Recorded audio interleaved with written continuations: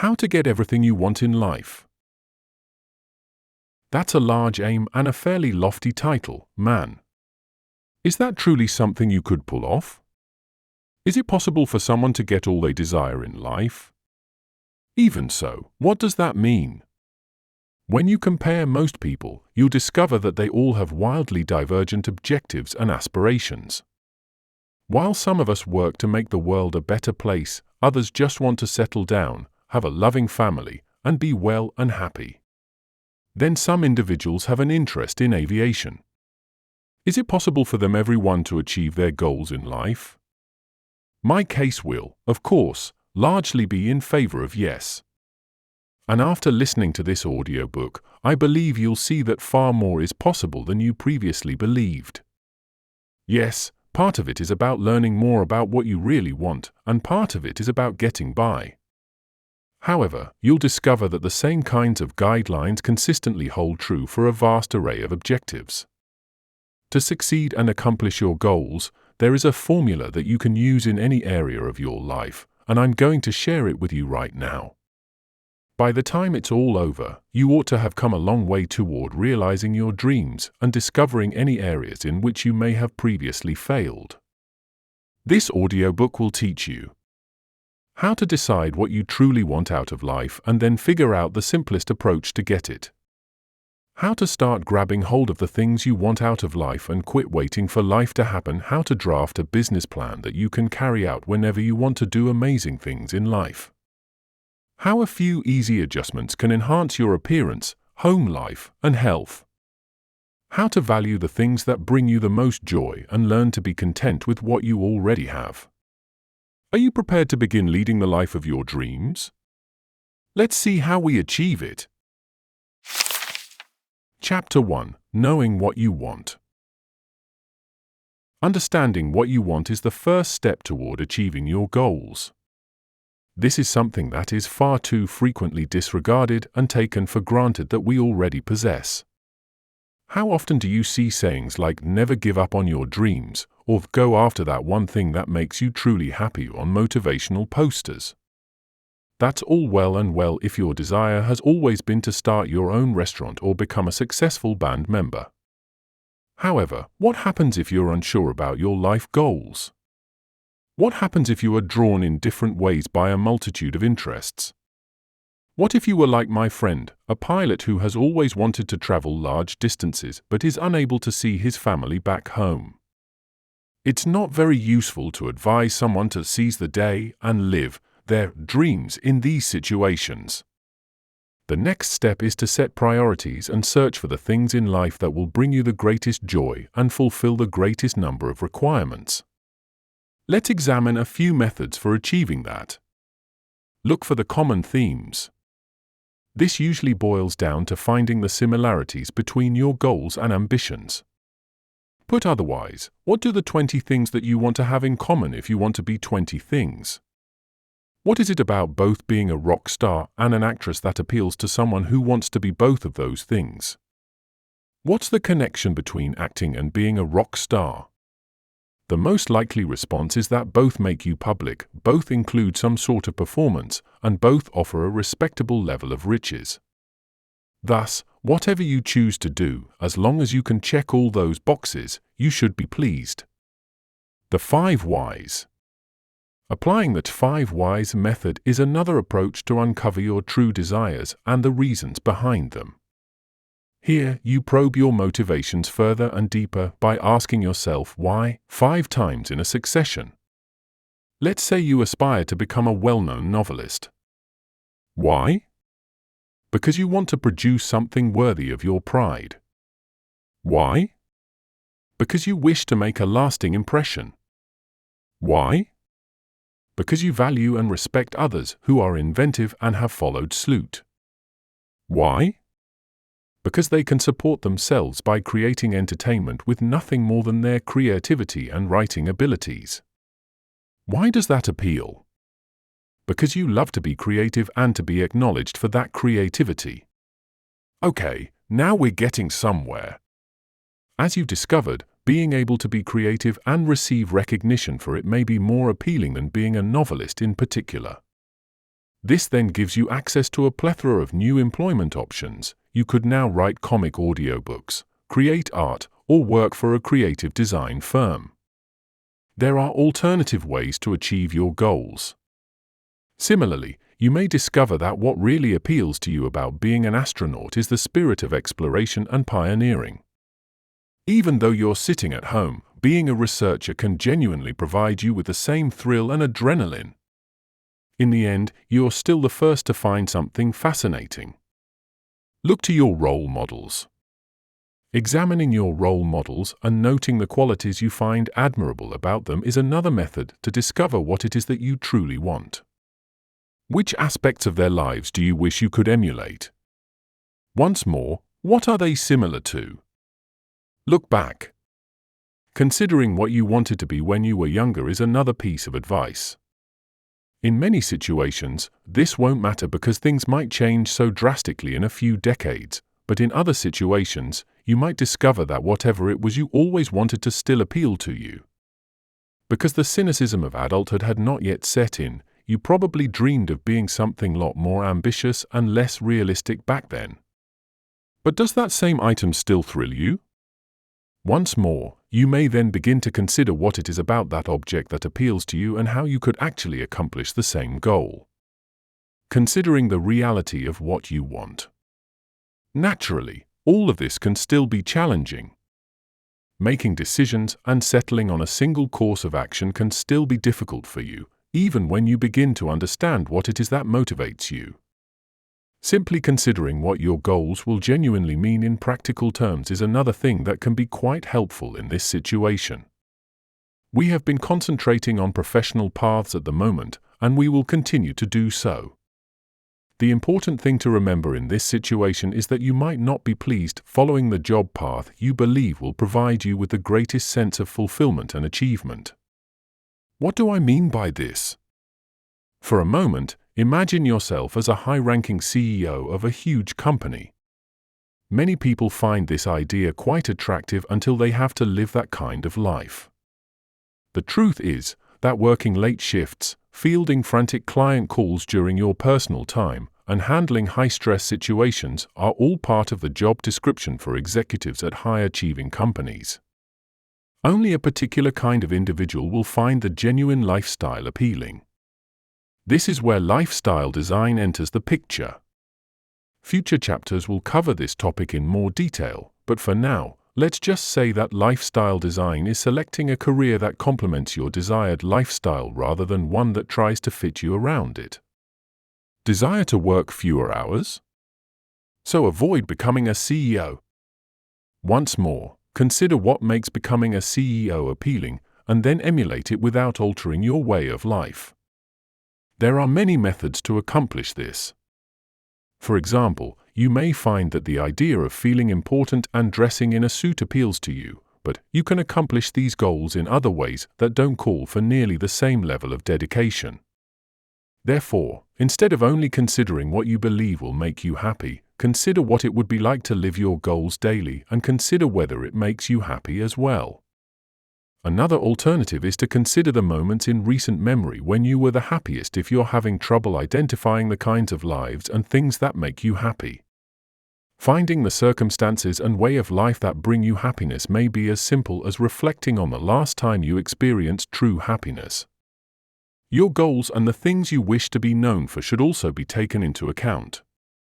You might also try writing your own eulogy as a mental exercise to help you work this out. It does sound a little gloomy. Actually, though, it may be a really helpful method to reaffirm your priorities and serve as a helpful reminder of what truly matters. Writing your own eulogy with the intention of having it written by someone else is the idea here. But you're writing it in another reality where everything in your life turned out precisely as you had imagined. What do you want to say about you in the speech? In what way do you wish to be recalled? Certain individuals may desire their eulogy to emphasize how wonderful they were as a family man or woman. Others will wish to be recognized for their outstanding contributions. What is the content of your speech? What is most important to you? Prioritizing. As previously noted, we've been concentrating a lot on careers up to this point, but achieving your goals in life actually comes down to a much larger picture. You also need to consider things like your family, travel, confidence, and overall health and fitness. Many factors contribute to a happy and healthy person. This is traditionally comparable to Maslow's hierarchy of needs, a psychological theory that examines all the requirements people have in order to be happy. Included in this are the following physiological needs: safety, love, belonging, esteem, self-actualization. Therefore, the most basic needs are those for food, sex, safety, and shelter. You have love, belonging, and self-assurance in the midst. The pinnacle is self-actualization, which is determined by your achievements and your capacity to believe that you are making a meaningful contribution or producing something. Although this is an outdated and somewhat arbitrary approach, in general, it is true that to be truly happy, you must fulfill certain basic requirements as well as some broader objectives. But none of these things can be altered at once. You won't suddenly become a globally recognized athlete and simultaneously improve your wardrobe and self-worth. It will also be more difficult to concentrate on a profession while also building a fulfilling romantic relationship than it will be to handle each of those things independently. To put it another way, the idea is that you should prioritize your goals in life and start by concentrating on only one area of your lifestyle. This entails, of course, focusing on what matters most. However, it also entails considering what would enable you to achieve the short win. Put otherwise, how do you begin changing things quickly? This is crucial, as we will discover in a moment. It is crucial to make a change that has a genuine. Chapter 2: Stop waiting, take action now. Of all, making a list of the things you wish to alter and clarifying your goals in life is simply a very small first step toward achieving your goals. It's time for you to start genuinely creating opportunities for yourself, which entails making steady progress toward your new objectives. Most people make mistakes at this point. Not because they approach reaching their objectives incorrectly, though this may occur, but rather because they approach it completely differently. For a lot of us, the main issue is that we always feel like we're waiting for something to happen. Instead of aiming for something greater and better, we are content to simply continue living our good enough lives as they are at the moment. This sometimes boils down to fear. This might sometimes be attributed to their belief that they are without options. Sometimes it comes down to the conviction that waiting is, in fact, the most effective way to achieve one's goals. Retirement is the perfect illustration of this. How many people, in your opinion, lead cautious lifestyles to save money for retirement? How many people decide it's better to wait for that payoff and postpone taking vacations and exploring the world? But this doesn't make any logic at all when you think about it.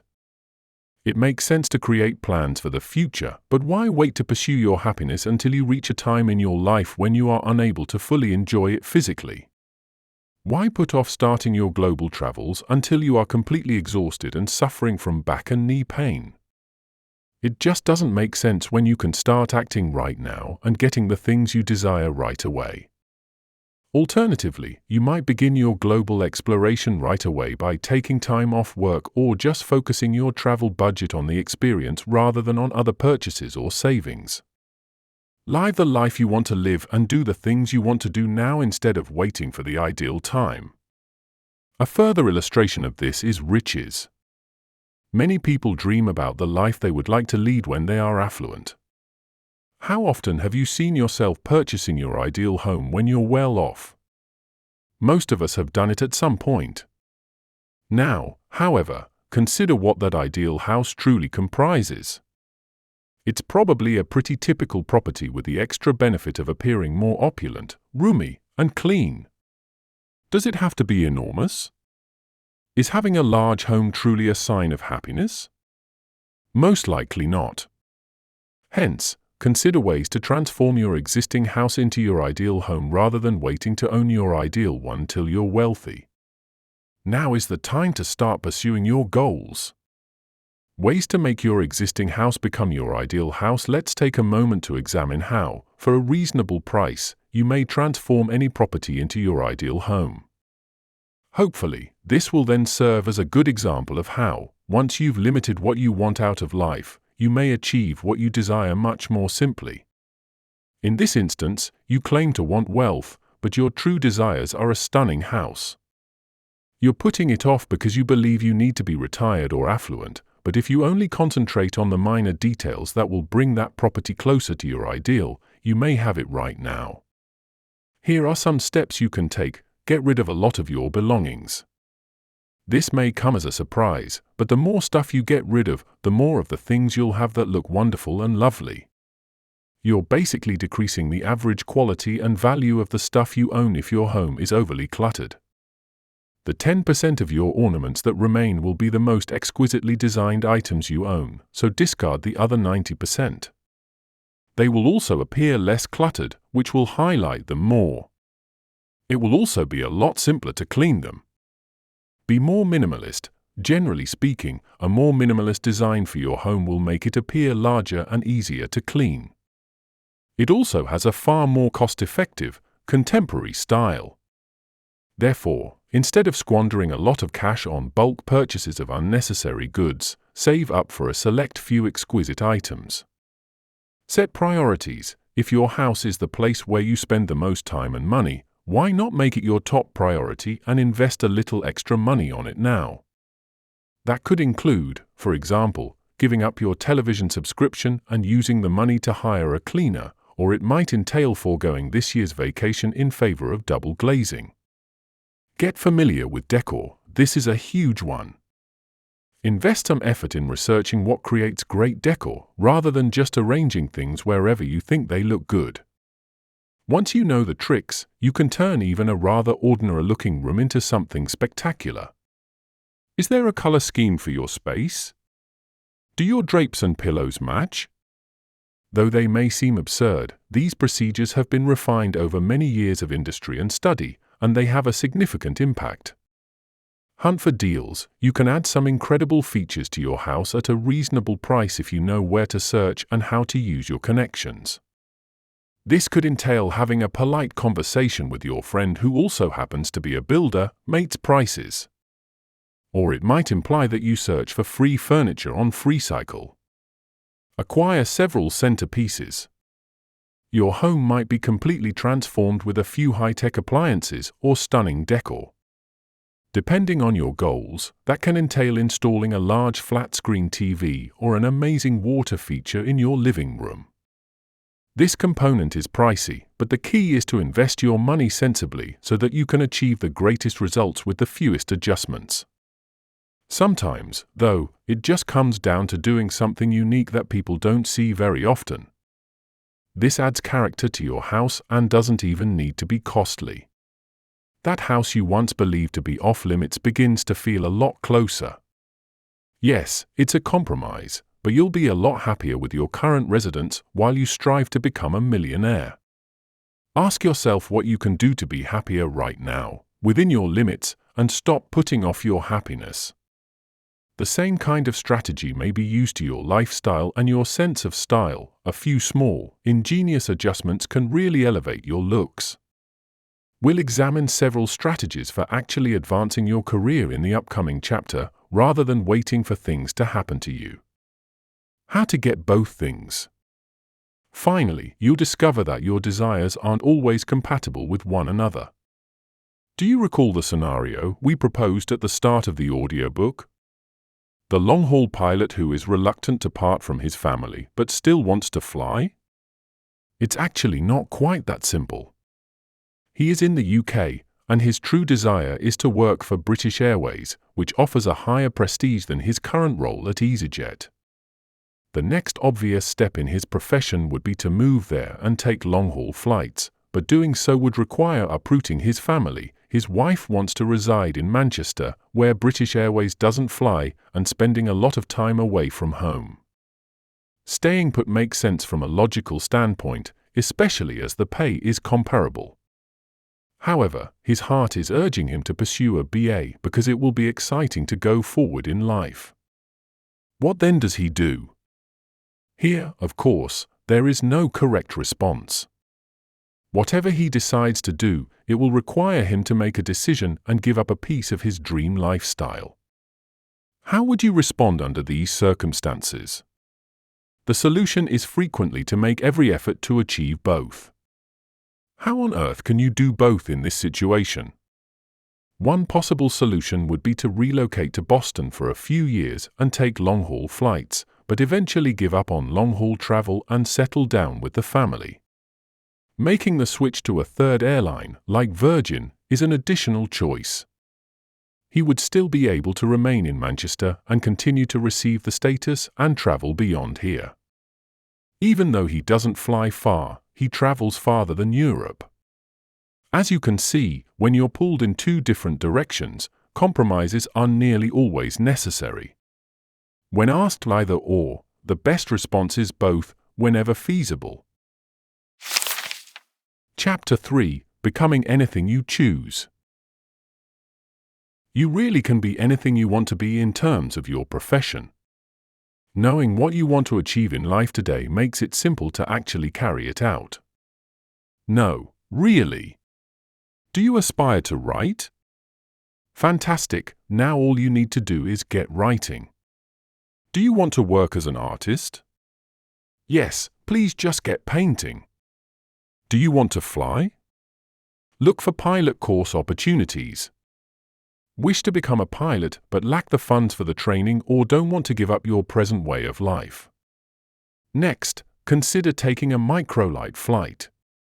The idea is that you become the thing you want to be as soon as you begin doing it. You are a writer by definition the moment you start writing. Yes, you might not become renowned for it. It's possible that you lack professionalism. Perhaps you're not even that good. You are a writer, though. Furthermore, you may honestly respond, "I'm a writer," to someone who asks what you can do. I hope this helps you realize that your career does not have to define who you are. You are also not limited to a single career. Furthermore, there is no need for your finances to be exclusively dependent on your income. It all comes down to not waiting. It also involves figuring out what it is about the thing that brings you joy and excitement. How to make it as an actor or rock star in your 40s or 80s. While providing for a family, let's pretend that you have always aspired to be a rock star. You work in logistics now that you're in your 40s. Whoa, looks like something went wrong. Midlife crises are made up of situations like this. Initially, keep in mind the proverb that states, "It's never too late to be what you always wanted to be." You realize that to be true. In several cases, getting older actually makes things easier to complete. You're 80 years old and have always wanted to be an actor. Seniors have an abundance of opportunities to appear in TV shows as extras or small roles, and as they age, they will have more time to attend auditions. That's a dream of a lifetime you can finally fulfill. Being 70 years old, you've always longed to reside in Los Angeles. There has never been a better moment. I was back to being the midlife crisis wannabe rock star. How do you proceed? It's easy. Start playing music in your garage, build a home studio with whatever money you have, and, if you feel like it, establish a band. Even if you work in logistics, the music might give you a sense of purpose and success. You are undoubtedly a rock musician even though you aren't a rock star yet. That's a respectable beginning. How about setting up a YouTube page to showcase your songs next? Consider putting some music on Bandcamp or SoundCloud. It's possible that you gain a little following. Perhaps even a little money will come in. And there was no risk or significant alteration to your way of life. Now it's a reality, your dream. You're a tiny rock star, and that's sufficient. That leaves me to wonder, why did it take you so long? Coming up with strategies. In the previous example, we examined how you could use YouTube to promote your rock music. In fact, the internet opens up a world of possibilities that did not exist a few years ago. Did you know that there is no upfront cost when self-publishing a book on Lulu? It's known as POD, or print on demand, which implies that there is no risk or prior investment because copies are only produced when they are sold.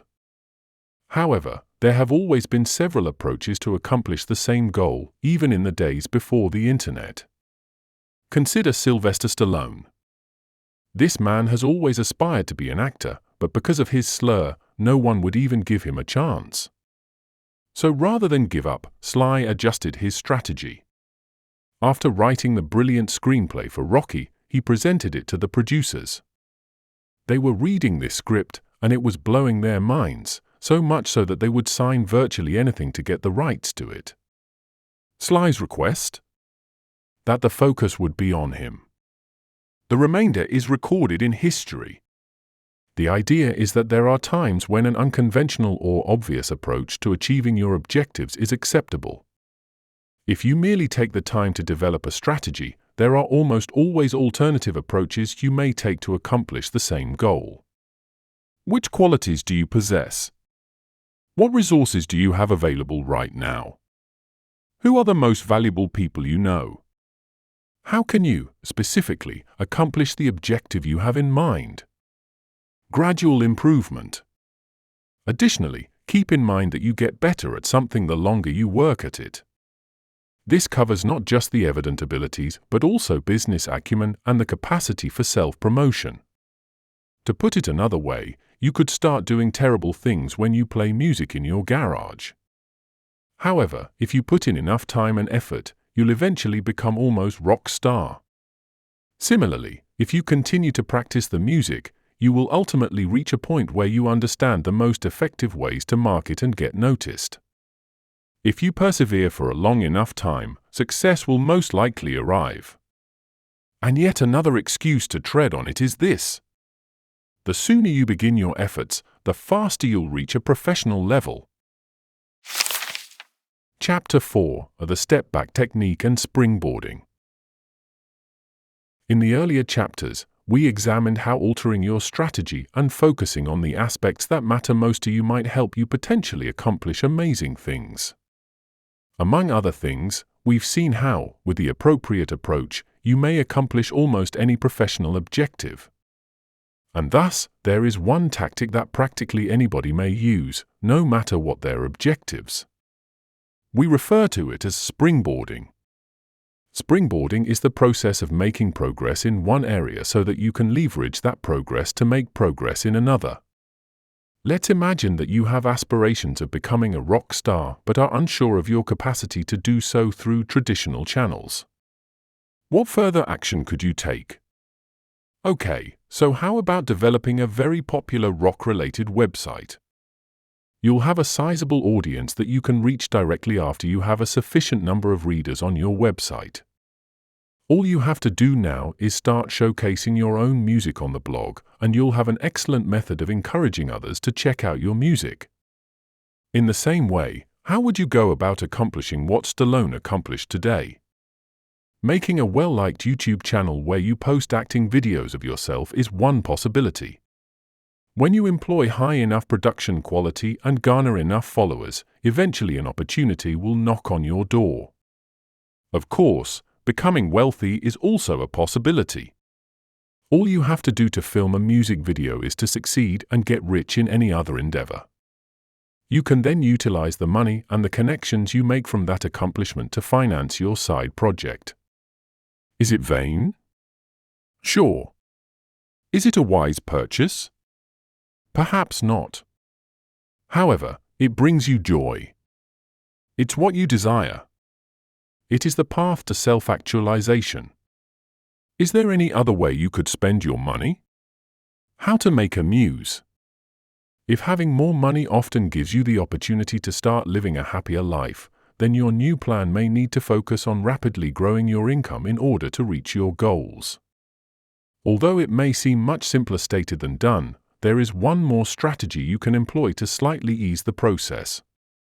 As muse, for example, as described by Tim Ferriss. Basically, he can start making passive income with this short and nasty little enterprise.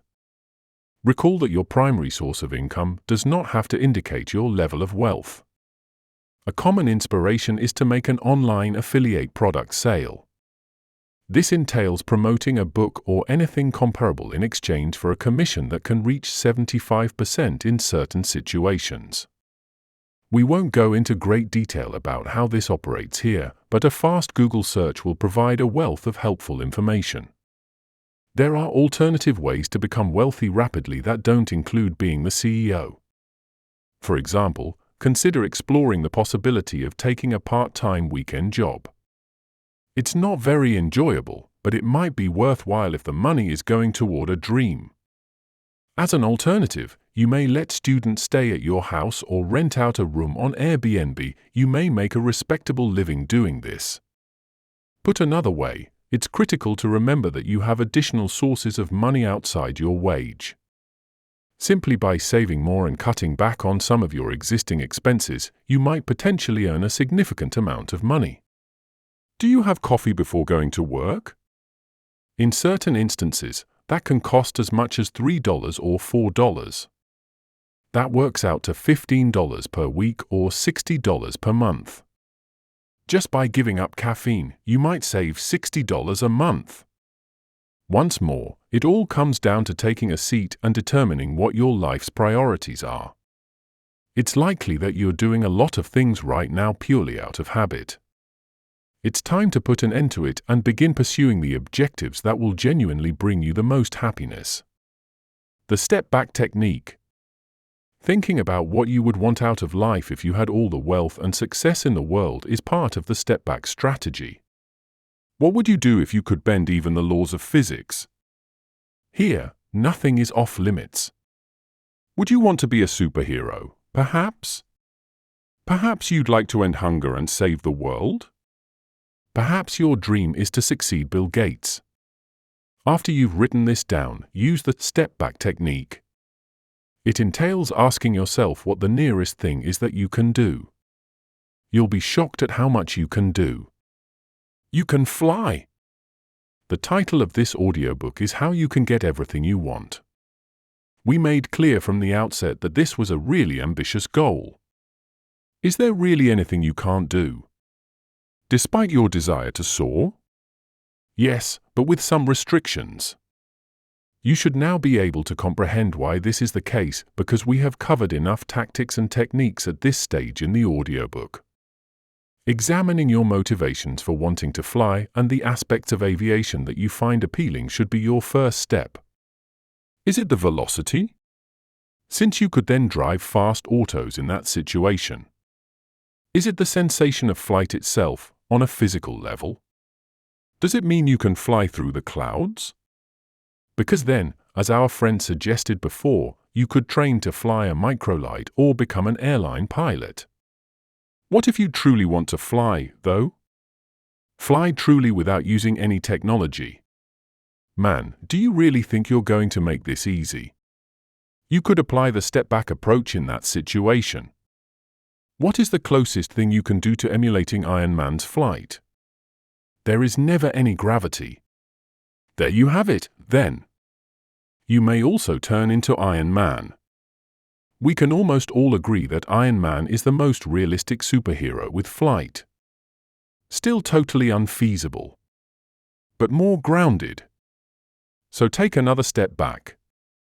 How near could you get to designing an Iron Man suit for real life? That is a question that a few people have asked themselves. A man has created a real-life Iron Man suit for himself, which he powers with a rocket strapped to his back. The rocket and wings alone will let him fly or glide through the air until the fuel runs out if he is dropped from a plane, but it cannot take off from the floor. Whoa! Additionally, another man created a comparable invention. Using the help of thrusters, he was able to use this one to fly like Iron Man using his hands and feet. How? It's simple, it functions exclusively on water. Additionally, this suit operated by spraying out more water rather than lasers or repulsors for the true Ironman aficionados out there.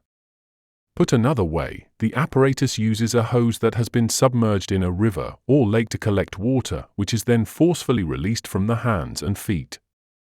It is known as the jet lev. You don't think I'm real? Check it out on YouTube. Additionally, if you'd like to use it, you can fly with the jet lev on certain experience days. You may not be Superman, but you may achieve a remarkable degree of similarity if you are prepared to alter your approach and concentrate on your true desires. This also holds for other facets of your life, like your well-being. The unfortunate truth is that you may never be an athlete if you have a chronic illness. But if you use the step-back method, you might find that you have what it takes to compete in the Paralympic Games. Or maybe it's that you can study a lot, get into the greatest shape you can, and inspire people who are in similar circumstances. Therefore, you might not always be able to develop or accomplish anything. However, you can take action by moving closer to any dream. And as soon as you begin doing so, you'll discover that this is what provides you with a feeling of fulfillment, actualization, and purpose. Chapter 5: Fear Setting and Mitigating Risk. There's a good likelihood that many of the individuals reading this will nod their heads in agreement and believe that everything sounds fantastic. Then after that, just ignore it totally and never take any action. Regretfully, most of us are unwilling to make the necessary adjustments in order to achieve our desired lives. However, I don't want you to experience that. This audiobook should be distinctive. I want it to be the one that inspires you to start implementing those changes. In light of this, it could be worthwhile to experiment with fear setting. Once again, this idea is derived from the extremely wise Tim Ferriss and his audiobook The 4-Hour Workweek, which is well worth reading more of. What, then, is fear setting? Basically, by giving your worries more substance, you can use this strategy to overcome them. It is the reverse of goal setting, since you will write down everything you are afraid of rather than your goals. Let's assume that you have the idea that you would like to work for yourself as a freelancer. On paper, it sounds fantastic, but you're frightened. This is the reason why. You have a family to support. What if you lose your job? You don't have any funding for your idea? You risk failing and being humiliated. This is not the right moment. You recently gave birth to a child. Your wife may leave you. You could become homeless. You could be alone. Thus, those are a few worries and some dire situations. Your dream no longer seems so tempting. Before making any decisions, let's assess each point thoroughly. We'll assign a likelihood rating to each scenario on a scale of 1 to 10, and also outline a practical approach for handling them. It's essential to be both honest and pragmatic in this evaluation. This may not be the ideal time for such endeavors, especially considering the recent addition to your family. Likelihood 9/10 approach. Prioritize family responsibilities while exploring opportunities for gradual involvement in your idea. There's a concern that the strain of pursuing this idea might impact your relationship, possibly leading to separation. Likelihood 3/10 approach. Open and honest communication with your spouse is key. Discuss concerns, set boundaries, and explore ways to balance personal and professional commitments. Your existing familial obligations add another layer of responsibility and financial dependence. Likelihood 6/10 approach. Strategize on how to manage your family's needs while pursuing your idea. Consider potential sources of support and seek advice from trusted individuals. Lack of funding poses a significant obstacle to realizing your idea. Likelihood 10/10 approach. Explore alternative funding options such as bootstrapping, seeking investors, or crowdfunding. Develop a detailed financial plan and be prepared to adapt as needed. The fear of failure and potential embarrassment is a common concern in entrepreneurial pursuits. Likelihood 1/10 approach. Embrace failure as part of the learning process and focus on resilience. Develop contingency plans, seek mentorship, and celebrate small victories along the way. The worst-case scenario of ending up homeless and alone is a legitimate fear but often exaggerated. Likelihood, 2/10 approach, focus on proactive measures to mitigate risks, such as maintaining a safety net, networking, and seeking support from community resources if necessary. Undoubtedly, it is irrefutable that you recently gave birth to a child. Whether or not this is a bad time for you is up for debate. In a similar vein, you either have money or you don't. However, it's unlikely that your failure will be particularly embarrassing. Similarly, it would take a lot of harshness for your wife to leave you. Give her more credit than that. You won't find yourself on the streets, for sure. In any case, you'll most likely get your job back. In the worst situation, you could have to accept a less desirable job or turn to your parents or the government for help. You would live, albeit it wouldn't be ideal. We'll now examine how you handle any of these occurrences and how you plan to reduce the risk, making it even less likely to occur. You don't really need to tell everyone that you're trying. You could fail and feel embarrassed. Conversely, then, why is it important what other people think? You tried, at least. You may simply alter your approach to ensure that there is never a failure to report, thus you are never forced to give up. You need to provide for your family. What would happen if you lost your job? As previously indicated, you have a lot of possibilities in this situation. Take a temporary job, work in a supermarket if needed, receive benefits, or ask your parents for assistance. Even profit from your business ventures. Your funds should be enough to last you for at least a few months. More importantly, though, there's no reason to leave your existing position. All you need to do to start a business is to put it up on the side, during the night, and on the weekends. You'll eventually have a good sense of whether it will succeed or fail, and only then should you leave your position. There is no risk. Your idea lacks finance. The majority of business plans are bootstrapped.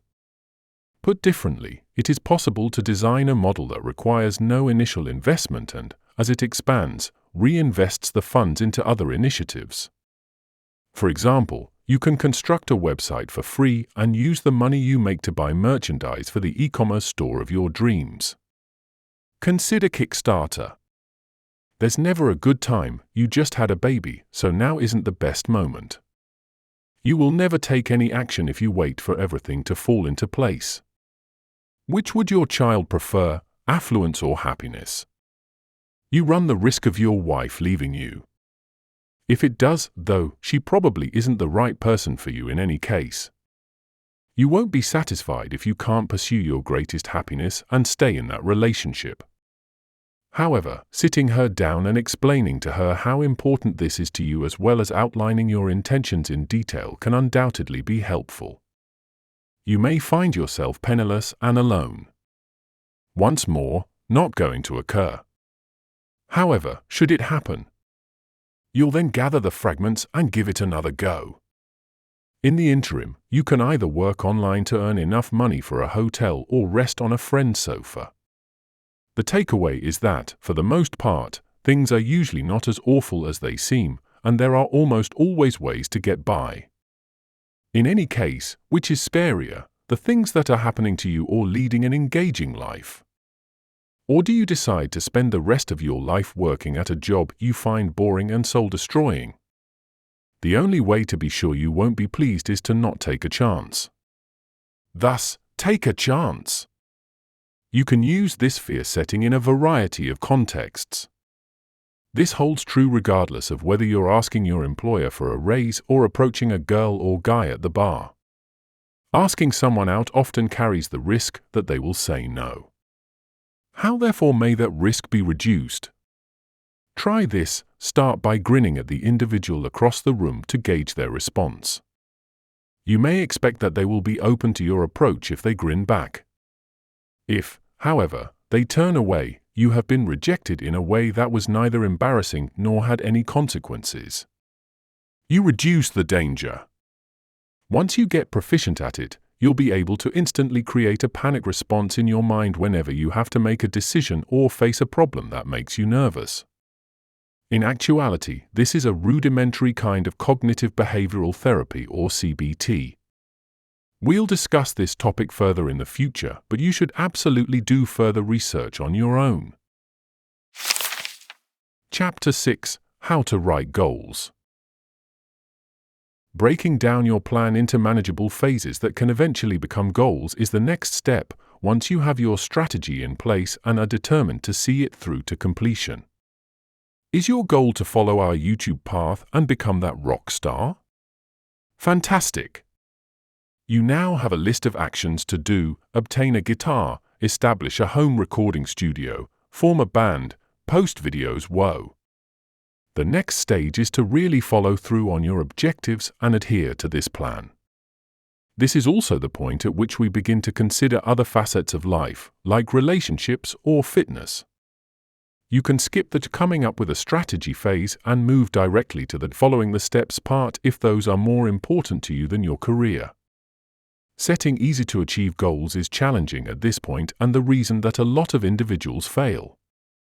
You may have put a goal like lose 3 stone by next year, or add 1 inch to my biceps by 3 months if you want to get in terrific shape and have a bodybuilder's physique, for example.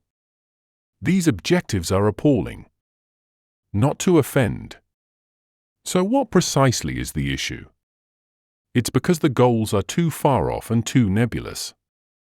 You have a long time to reach your goal of losing 3 stone in a year if you start today. This implies that you can simply postpone working out or indulge in a cheat day without compromising your ability to reach your objective. It is fantastic, but it doesn't really motivate you to put forth your best effort. Similarly, you may feel quite discouraged and even despondent at the end of the year if you have only lost 1 stone, which may lead you to give up. This is really unfortunate because you've done a terrific job so far and lost a significant amount of weight. The fact that you have no control over this goal is another issue. What happens if you put forth a lot of effort, eat healthily, and exercise regularly but still don't lose weight? This is quite likely to occur. So what form should this objective take? Give this one a go. I'll work out 3 times a week for at least 30 minutes. You now have a goal that is easy to achieve, instantaneous, and are fully under your control. It is a must to work out for 30 minutes 3 times a week. This is a straightforward weekly fail-succeed situation. There is no or I'll do it next week. What happens if you don't succeed? The next week, you simply get back on the train. I will eat no more than 2,000 calories a day could be another objective. You may achieve this objective each and every day. Maintaining concentration and experiencing a strong sense of accomplishment is possible when things go well. However, if you persevere long enough, this micro goal will build up to support your desired outcome. If you concentrate on the workings and the cogs rotating, you will ultimately reach your destination.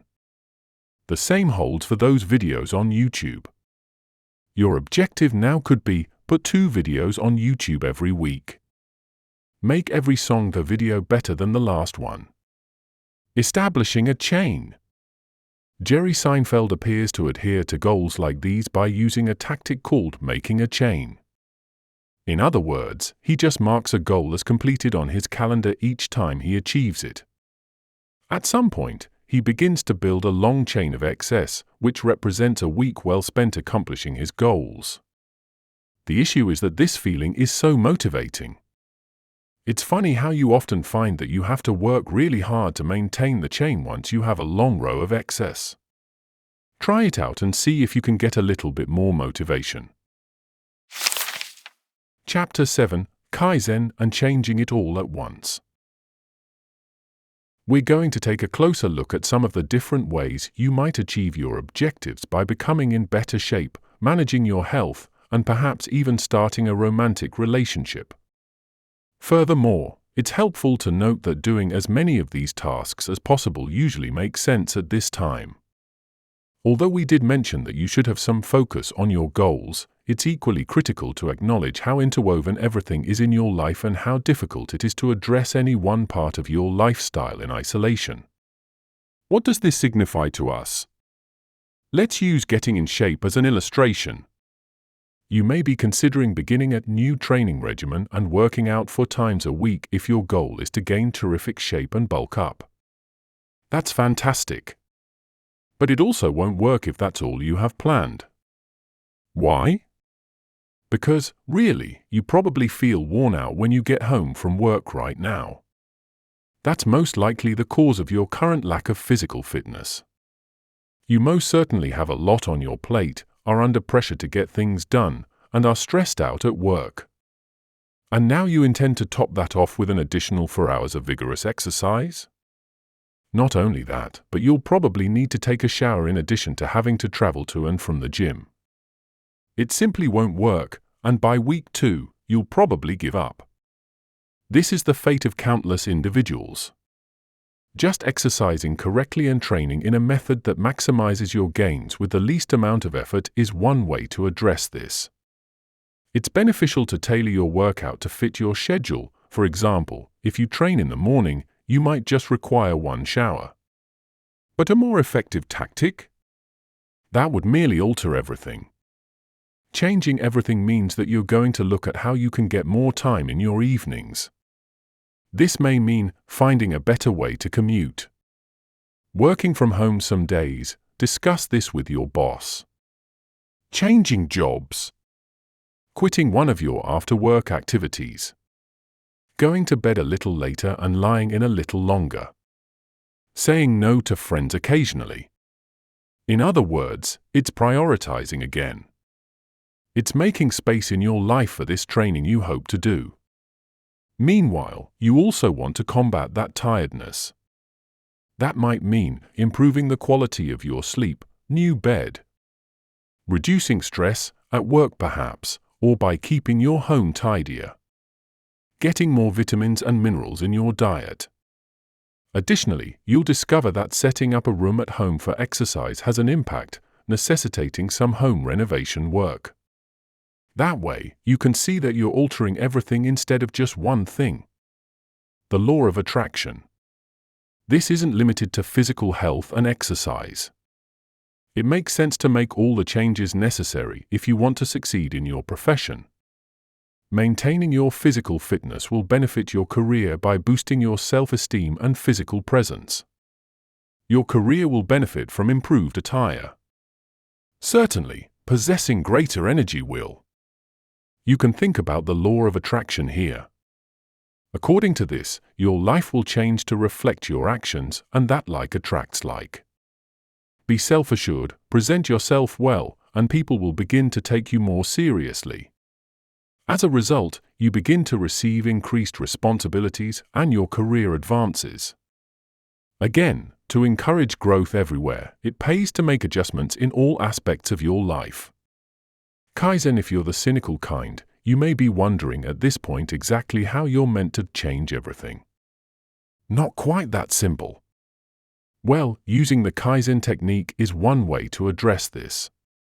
Kaizen is essentially the idea of making several tiny adjustments in your life that eventually add up to significant improvements. Similar to how many small chops are needed to bring down a large oak tree or how many modest steps are needed to cover 100 miles on foot. In this case, however, we are discussing a series of minor adjustments to your way of life and existing circumstances with the goal of accomplishing major goals in all areas. One excellent small change you can do that will have a big impact is just making your bed in the morning. Why? Because coming home to a clean bed makes you feel better and more organized, which in turn makes you feel more productive. It's also a fantastic self-discipline exercise, and if you can complete this one task, you'll find that sticking to your other objectives is a lot easier. Going to bed 10 minutes earlier or giving up coffee to save more money are also examples of Kaizen. What other tiny adjustments may you make? A few 10 minutes can add up to over an hour of more sleep per week. Consider purchasing a robotic vacuum cleaner.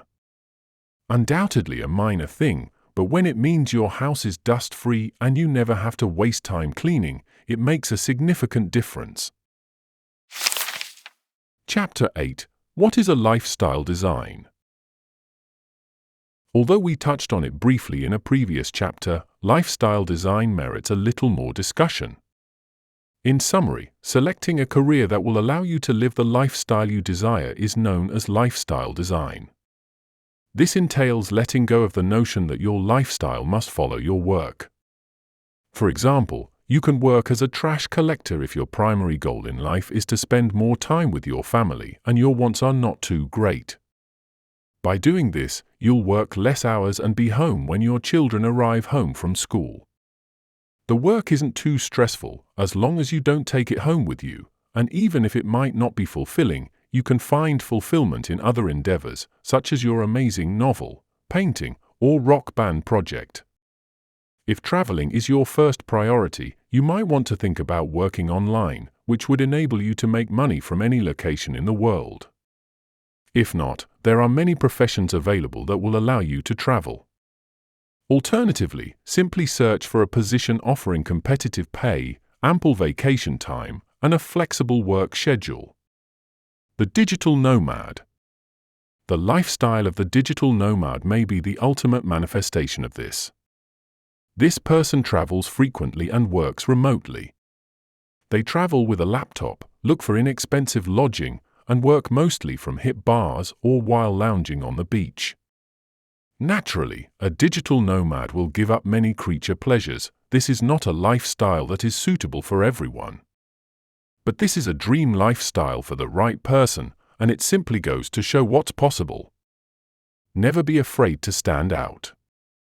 There are more applications for lifestyle design than web work. It simply means choosing the appropriate career based on your assessment of how it would impact your daily living. Indeed, this could entail working a manual job that allows you to move around and breathe clean air. Alternatively, it could mean taking up a job that allows you to work better hours like waste collecting. However, individuals find this problematic because it's not how they're used to. All too frequently, we believe that leading a particular lifestyle is necessary to normalize or live up to expectations placed on us. Even though you would be happier picking up trash, you might decide to pursue a career in medicine to feel successful or to please your family. As you may expect, this is a mistake, and the most important thing should be your happiness. In the same way, you shouldn't be scared to stand out a little. It's acceptable if you wish to mix your occupations in a unique approach that would seem odd to outsiders. It's okay to be the first. Once more, what counts most is that you're pleased. Chapter 9. An Introduction to CBT. Finally, we'll touch once again on CBT. Cognitive behavioral therapy is referred to as CBT. This is simply a framework that you may use to try to enhance your cognitive processes, which will enhance various beliefs and behaviors. This attempts to implement cognitive restructuring by having you practice, test, and evaluate your own ideas. Additionally, mindfulness, which has many uses, is taught in CBT. However, increasing your sense of thankfulness for what you already have is one particularly intriguing application of mindfulness. This is crucial because nothing you do will get you any closer to being happy and fulfilled if you aren't able to appreciate what you already have and what you have accomplished. Thus, make sure you take the time to reflect on your accomplishments and the things you have life to be thankful for. Small activities like making a gratitude list of 3 items every morning can be quite beneficial, according to some people. Try it, and never forget that there are probably individuals who would love to be in your position in life, no matter where you are at now. The CBT process. As previously indicated, CBT is an excellent technique for conquering anxieties and for generally altering your perspective on life. Although CBT has numerous facets, most people may start by following a basic approach to start accomplishing more and feel more content with their achievements. First step, being mindful. The first step in the process is to be aware of your thoughts as they are happening and to regularly reflect on them. Which ideas are harmful and can prevent you from moving forward? How can you address that? You can utilize journaling, which is just writing down your thoughts as they occur to you or at the end of the day, in addition to mindfulness as a type of meditation. Step 2. Examining your thoughts. Similar to how we addressed the process of creating fear, this is the act of questioning your ideas and beliefs. Does your limiting belief have a valid reason? Step 3. Examining hypotheses. It would be far better to just test your hypothesis. Do you think speaking in front of that crowd is impossible? Feel as though asking that woman or man out will make them laugh at you? Then give it a shot. You'll discover that reality is seldom as horrible as you had imagined it to be. Step 4. Confirmations. Unbelievably, with careful selection, affirmations and mantras can be effective. Words that challenge your negative thoughts should be repeated until they finally take the place of those negative beliefs. Conclusion: keep moving forward. And there you have it. Yes, you may not be a wealthy woman living in a home with a stunning wife or spouse just yet. Even so, if that's the life you want, you should be a lot closer to living it. The secret is to find other ways to accomplish your goals instead of viewing everything as black or white. This entails figuring out what it is that you truly desire from life and developing an effective plan to assist you get there. It also implies that you look at making as many adjustments as you can today to get to where you want to be, rather than waiting till you win the lottery or retire. Naturally, life won't give you everything you want right now. But you'll be astonished at what you can achieve if you put in the necessary effort. Additionally, you'll experience the fulfilling sense of accomplishment that comes with working toward a goal. A sense of forward motion is frequently what the majority of us desire most of all. It's not just a fantasy if you're aiming to be a rock star, the healthiest person you've ever been, or the ideal husband or wife. It's time to start moving forward, since having a goal and a trajectory makes life so much more enjoyable. Continue onward, don't stop.